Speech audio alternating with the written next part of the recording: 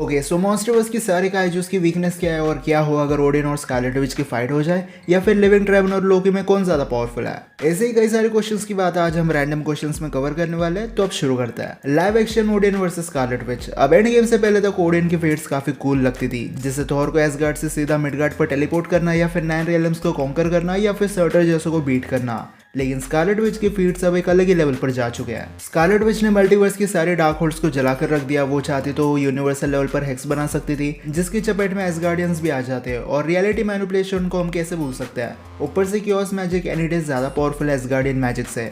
और जब बात आती है ओडिन फोर्स की, तो Odin force maximum multi Galaxy level पर काम करता है, जबकि क्योस मैजिक यूजर यूनिवर्सल और कुछ सिचुएशन में मल्टीवर्सल लेवल पर भी काम करता है। इसलिए हो सकता है आज भी Odin strength wise Scarlet Witch से ज्यादा स्ट्रॉन्ग हो, लेकिन स्कारलेट विच का मैजिक ज्यादा बेटर है, उसके पास रियलिटी मैनिपुलेशन का एडवांटेज भी है, इसलिए स्कारलेट विच ओडिन से आज की डेट में ज्यादा पावरफुल है। Wonder woman versus all MCU female super heroes. अब वंडर वुमन एक डेमीगॉड है, आफ्टर ऑल वो ज़्यूस की बेटी है, और इसने अच्छे खासे पावरफुल अपोनेंट से फाइट किया है, जैसे ये स्टेफन वुल्फ से लड़ गई थी, फिर इसने गॉड ऑफ वॉर एरिस को बीट किया है, देन सुपरमैन से भी लड़ाई कर गई। और वंडर वुमन 2 वाले विलन्स तो बकवास थे, लेकिन वंडर वुमन एक स्किल्ड फाइटर है, और इसकी शील्ड बड़ी आसानी से हीट विजन जैसों को भी रोक सकती है, और इसकी स्वॉर्ड तो क्रिप्टोनियन मॉन्स्टर को भी कट कर देती है, और इसके ब्रेसलेट से तो शॉकवेव भी प्रोड्यूस हो जाते हैं। पर अब कंपैरिजन शुरू करता है। ब्लैक विडो तो इस फाइट में बुरी तरीके से हार जाएगी, क्योंकि ब्लैक विडो आखिर में एक ह्यूमन ही है, और इसकी वेपन इतने पावरफुल नहीं है कि वंडर वुमन पर काम आएंगे, इसलिए ब्लैक विडो हार जाएगी। फिर बात करें वॉस्प की, तो इसके पास साइज मैनिपुलेशन का एक एडवांटेज होगा, लेकिन वंडर वुमन की सेंसेस काफी अच्छे है, वो इसे इजीली ट्रैक करके बीट कर देगी। मैंटिस की बात करें तो इसे फाइट करते नहीं आता है, इसलिए हैंड टू हैंड बैटल में तो ये बुरी तरीके से हारने वाली है, लेकिन मैंटिस साइकिक अटैक यूज कर सकती है, इसलिए अगर वो छुपकर एक जगह पर बैठे रहे और मौका मिलते ही वंडर वुमन को टच करके उसे अनकॉन्शियस कर दे, तो वंडर वुमन हार सकती है। लेकिन फिर भी मैं बोलूंगा अगर 10 बार फाइट होती है तो वंडर वुमन 8 बार जीत जाएगी। Scarlet Witch. अब ये chaos magic user wonder woman जितनी अच्छी फाइटर तो नहीं है, लेकिन इसने भी इल्यूमिनाटी जैसों को बीट कर रखा है। अब अगर स्कारलेट विच वंडर वुमन के सामने आती है, तो वंडर वुमन का कोई भी अटैक स्कारलेट विच पे काम करेगा ही नहीं, क्योंकि अगर वो अपने स्वॉर्ड से स्कारलेट विच को कट करती है, तो अपने मैजिक से स्कारलेट विच खुद को हील कर सकती है। लेकिन स्कारलेट चाहे तो अपने रियलिटी अल्टरिंग एबिलिटी से वंडर वुमन के वेपन्स को गायब कर सकती है, या फिर वंडर वुमन का एग्जिस्टेंस मिटा कर रख देगी, इसलिए स्कारलेट विच वंडर वुमन को हरा देगी। गाया। अब इस सुपर स्क्रल के पास इतनी सारी पावर्स है, तो वंडर वुमन के लिए गाया एक प्रॉब्लम बन सकती है, क्योंकि अगर गाया की बॉडी को डैमेज हो भी जाता है तो वो एक्सट्रीमिस्ट से खुद को हील कर सकती है। ऊपर से गाया के पास हल्क, थॉर और कैप्टन मार्वल जैसों की पावर्स है, तो वो इजीली वंडर वुमन को स्ट्रेंथ वाइज बराबरी की टक्कर दे सकती है। ऊपर से गाया के पास गोस्ट की फेजिंग एबिलिटी है, तो वो चाहे तो वंडर वुमन के इंटरनल ऑर्गन्स को खराब करके उसे मार सकती है, इसलिए गाया को फाइट से पहले खुद को थोड़ा प्रिपेयर करना पड़ेगा। लेकिन ये लड़की वंडर वुमन को बीट करने की एबिलिटी रखती है। Captain Marvel. अब वंडर वुमन के पास एनर्जी बेस्ड अटैक ना के बराबर है, इसलिए कैप्टन मार्वल यहाँ पर किसी भी टाइप की एनर्जी को एब्जॉर्ब नहीं कर सकती।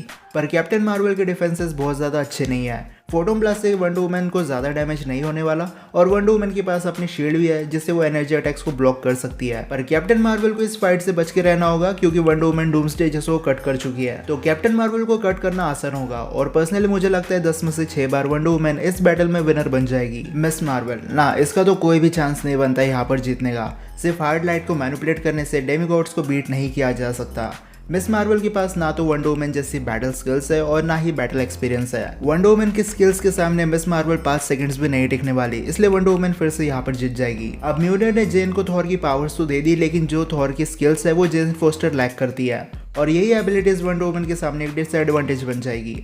वंडर वुमन ऑलरेडी एरिस जैसों को बीट कर चुकी है, तो उसके लिए माइटी थॉर से फाइट करना कोई बड़ी बात नहीं होगी। लेकिन वंडर वुमन का एक्सपीरियंस यहाँ बहुत काम आने वाला है। ऊपर से माइटी थॉर के पास कुछ फीट्स नहीं है, इसलिए जब ये दोनों फाइट करेंगे तब माइटी थॉर वंडर वुमन की स्वॉर्ड चलाने की टेक्निक और स्पीड से कैचअप नहीं कर पाएगी, और आखिर में हार जाएगी। अब काओरी कोई वॉरियर तो नहीं है, लेकिन अगर उसे वंडर वुमन को बीट करना है तो सिर्फ एक ही रास्ता है, वंडर वुमन के अटैक करने से पहले उसे मल्टीवर्स में कहीं पर टेलीपोर्ट कर दो। अगर काओरी ऐसा करती है तो ठीक है, नहीं तो वंडर वुमन के अटैक से बचना उसके लिए इम्पॉसिबल हो जाएगा। Captain quarter. अब डिपेंड करता है कैप्टन कार्टर का कौन सा वाला वर्जन हम ले रहे हैं। अगर नॉर्मल सुपर सोल्जर वाला है तो कैप्टन कार्टर हार जाएगी, क्योंकि स्ट्रेंथ लेवल में बहुत ज्यादा डिफरेंस देखने मिल जाता है। लेकिन अगर इन्फिनिटी कार्टर हो तो वंडर वुमन का हारना पक्का है, क्योंकि वो इन्फिनिटी स्टोन्स के सामने ज्यादा देर नहीं टिक सकती। काहोरी वर्सेस इन्फिनिटी अल्ट्रॉन। अब जब से काहोरी ने इन्फिनिटी किलमोंगर को हराया, तब से काफी सुपर फैन कंफ्यूज है कि क्या इन्फिनिटी अल्ट्रॉन की भी काहोरी के आगे नहीं चलने वाली। तो अगर सच बताओ तो काहोरी इतनी पावरफुल है ही नहीं कि इन्फिनिटी स्टोन होल्डर को बीट कर पाए। काहोरी ने इन्फिनिटी स्टोन से पंखे नहीं लिए थे, उसने बस किलमोंगर को उसके आर्मर से अलग कर दिया था। लेकिन अगर यहाँ इन्फिनिटी अल्ट्रॉन होता तो काहोरी उसे कभी टेलीपोर्ट कर ही नहीं पाती, क्योंकि अल्ट्रॉन का आर्मर उसके बॉडी से कंप्लीटली कनेक्टेड था। काहोरी के पावर्स यहाँ पर काम ही नहीं करते, और काम करते भी तो इन्फिनिटी अल्ट्रॉन इन्फिनिटी स्टोन के साथ टेलीपोर्ट होता। पर काहोरी के पास बस हाई लेवल टेलीकिनेसिस और टेलीपोर्टेशन पावर्स है, लेकिन infinity Ultron time, reality, soul, mind सब कुछ कंट्रोल कर सकता है। सोचो अगर अल्ट्रॉन टाइम स्टोन का यूज करके काहोरी को बूढ़ा बना दे या फिर से बच्चा बना दे, या क्या हो अगर अल्ट्रॉन काहोरी की रियलिटी को चेंज कर दे। बेसिकली काहोरी के पास इन एबिलिटीज का कोई काउंटर अटैक नहीं है, इसलिए ओवरऑल देखे तो किलमॉन्गर सिर्फ अपने पोज मारने के चक्कर में हार गया, लेकिन अल्ट्रॉन अपने थॉट से काहोरी का एग्जिस्टेंस खत्म कर सकता है।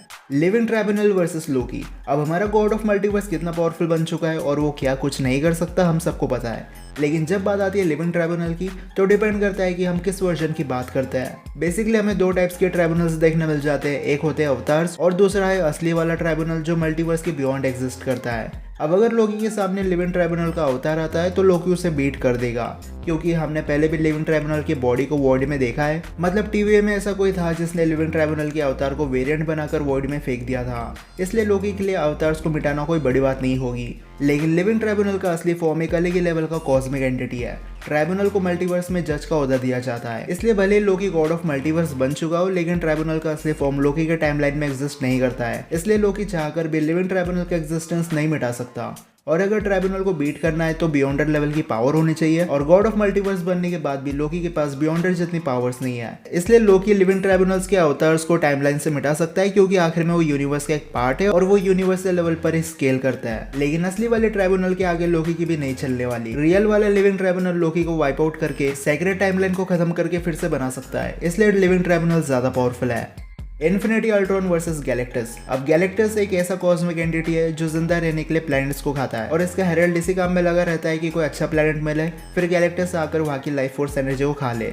अब गैलेक्टस बहुत ज्यादा पावरफुल है, अपने बेस फॉर्म में ये गैलेक्सी लेवल का होता है। ऊपर से इसके पास साइज मैनिपुलेशन एबिलिटीज है और पावर कॉस्मिक भी है, जिससे कुछ भी डिस्ट्रॉय कर सकता है, और हो सकता है कि अपकमिंग फैंटास्टिक फोर मूवी में हमें गैलेक्टस ही देखने मिल जाए। लेकिन अब क्वेश्चन आता है क्या गैलेक्टस इन्फिनिटी अल्ट्रॉन को बीट कर सकता है? आंसर है बिल्कुल नहीं। इन्फिनिटी अल्ट्रॉन की पावर लेवल एक अलग ही लेवल पर स्केल करती है। इनफैक्ट जब अल्ट्रॉन यूनिवर्सेस को डिस्ट्रॉय कर रहा था तब पता नहीं उसने कितने सारे गैलेक्टस को मार दिया होगा। गैलेक्टस भी सोल को मैनिपुलेट कर सकता है और रियलिटी को चेंज कर सकता है, लेकिन अल्ट्रॉन तब भी गैलेक्टस की माइंड को कंट्रोल कर सकता है या फिर टाइम स्टोन से उसका ओरिजिन चेंज कर देगा। नहीं तो अल्ट्रॉन गैलेक्टस को ऐसी बॉडी में ट्रैप कर सकता है जहाँ कंज्यूम करने के लिए कोई प्लेनेट होगा ही नहीं, और उस जगह टाइम के साथ गैलेक्टस कमजोर हो जाएगा और आखिर में मारा जाएगा। तो ओवरऑल इन्फिनिटी अल्ट्रॉन के पास बहुत सारे रास्ते गैलेक्टस को बीट करने के लिए। मॉन्स्टरवर्स की सारे मॉन्स्टर्स की वीकनेस क्या है? शुरू करते हैं गॉडजिला से। अब अभी के टाइम पर Godzilla king of the monsters है, और इस किंग को न्यूक्लियर मिसाइल से भी कुछ नहीं होता है, उल्टा न्यूक्लियर वेपन से गॉडजिला और ज्यादा पावरफुल बन जाता है। लेकिन ह्यूमंस के पास ऑक्सीजन डिस्ट्रॉयर नाम का वेपन है जो गॉडजिला की सबसे बड़ी वीकनेस है। बेसिकली जब गिडोरा को मारने के लिए ऑक्सीजन डिस्ट्रॉयर फेंका गया था तब गॉडजिला अधमरा हो गया था, फिर उसे वापस ठीक करने के लिए न्यूक्लियर बॉम्ब को फोड़ना पड़ा। लेकिन अगर 2-3 ऑक्सीजन डिस्ट्रॉयर को अगर गॉडजिला के सामने ब्लास्ट कर दे तो शायद गॉडजिला वही मारा जाएगा। वैसे मैं ब्लू वाले गॉडजिला की बात कर रहा हूँ। टाइम के साथ ये मॉन्स्टर इवॉल्व होगा और हो सकता है अपने सुपर सैयन रोज फॉर्म में ऑक्सीजन डिस्ट्रॉयर गॉडजिला पर काम ना करता हो। अब कॉन्ग की कई सारी वीकनेस देखने मिल जाती है, जैसे कॉन्ग का हेड दूसरे मॉन्स्टर जितना ड्यूरेबल नहीं है, ऊपर से कॉन्ग की आंखें ज्यादा तेज रोशनी में देख नहीं सकती, और कॉन्ग बहुत ज्यादा तेज आवाज भी नहीं सुन सकता। कॉमिक के बेस पर बात करें तो इलेक्ट्रिसिटी भी कॉन्ग की एक बड़ी वीकनेस है, और कॉन्ग के हाथ भी बहुत ज्यादा ड्यूरेबल नहीं है। मॉन्स्टरवर्स में जब भी कॉन्ग अपीयर हुआ है उसका हाथ डैमेज होना पक्का है, जैसे स्कल आइलैंड में हेलीकॉप्टर की वजह से हाथ डैमेज हो गया, फिर गॉडजिला ने कॉन्ग के शोल्डर को डिसलोकेट कर दिया था, और अब गॉडजिला एक्स कॉन्ग में भी हाथ में कुछ हो गया है, जिसकी वजह से इन्फिनिटी गॉन्टलेट पहनकर उसे घूमना पड़ रहा है। अब मॉन्स्टर जीरो एक स्पेस मॉन्स्टर है, इसलिए न्यूक्लियर अटैक और ऑक्सीजन डिस्ट्रॉयर से फर्क नहीं पड़ता। लेकिन अगर कोई ह्यूमन या मॉन्स्टर किंग गिडोरा को बर्फ में जमा दे तो वो वही फ्रीज हो जाएगा। एक थ्योरी के अकॉर्डिंग तो शिमो ने गिडोरा को फ्रीज करके रखा हुआ था, और फ्रीजिंग के साथ एक्सट्रीम हीट टेम्परेचर में भी किंग गिडोरा की वाट लग जाती है। अब मोथरा सबसे इनोसेंट मॉन्स्टर है, और इसके पास जितने एबिलिटीज है वो किसी और दूसरे मॉन्स्टर्स में देखने नहीं मिलती है। इनफैक्ट मोथरा की डेथ की वजह से गॉडजिला को अपना बर्निंग फॉर्म मिला था, लेकिन इसकी सबसे बड़ी वीकनेस है इसकी बॉडी। मोथरा की बॉडी दूसरे मॉन्स्टर जितनी ड्यूरेबल नहीं है, इसलिए न्यूक्लियर वेपन या फिर गिडोरा की बीम से मोथरा बुरी तरीके से घायल होकर खत्म हो सकती है। अब रोडन एक हीट बेस्ड मॉन्स्टर है जो ज्यादातर टाइम ज्वालामुखी में स्पेंड करता है, बट रोडन की सबसे बड़ी वीकनेस है उसके विंग्स। ये विंग्स बहुत ज्यादा विंड प्रेशर क्रिएट करते हैं, बट अगर इन विंग्स को किसी तरह डैमेज दे दे तो रोडन बहुत कमजोर हो जाता है। मोथरा ने भी रोडन के विंग्स पर अटैक करके उसे नॉकआउट कर दिया था।